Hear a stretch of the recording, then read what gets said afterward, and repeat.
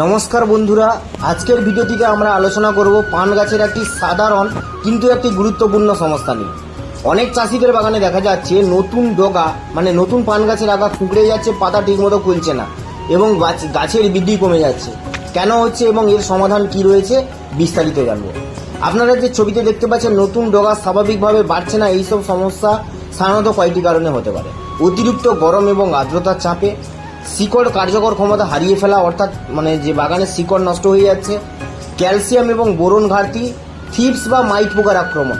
থিপস হচ্ছে আমরা যেটা পাতায় সাদা সাদা পোকা দেখি, ওটা হচ্ছে থিপস, আর মাইট পোকা হচ্ছে মাকড়। বিশেষ করে গরমের সময় শিকড় ঠিকমতো খাদ্য তুলতে না পারলে নতুন ডগা নতুন আগা কিন্তু পান গাছের আগা বিকৃতি জটা হয়ে যাবে এবং পাতা কুঁকড়ে যাবে।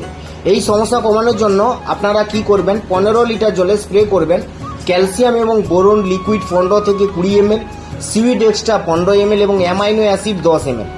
সকালে বা বিকালে আপনারা স্প্রে করবেন। বিকালে 5টার পরে যদি স্প্রে করেন খুব ভালো। এবং গোড়ায় দিতে হবে কিনা হিউমিক অ্যাসিড এবং সিউইড এক্সট্রা। এইগুলো কি করবে, দিলে শিকড়কে শক্তিশালী করবে এবং নতুন করে ডগা স্বাভাবিক কিন্তু আগা কিন্তু চালু হবে এবং গাছ খাবার টানতে শুরু করবে। যদি নরম পাতার ভেতরে ছোট হলুদ বা কালো পোকা দেখতে পান তাহলে কিন্তু কি করবেন, বা থিপস বা মাইট, বাজারে থিপস আমরা যেটা জাপ পোকা বলি বা শুশুলি পোকা বলি, ওই পোকা বা মাকড়ের বিষ নিয়ে এসে কিন্তু বাগানে ব্যবহার করবেন। আর এই যে বাগানটা আপনারা দেখতে পাচ্ছেন এখন, এই বাগানের ভিডিও কিন্তু আপনাদের সামনে উপস্থাপিত করব।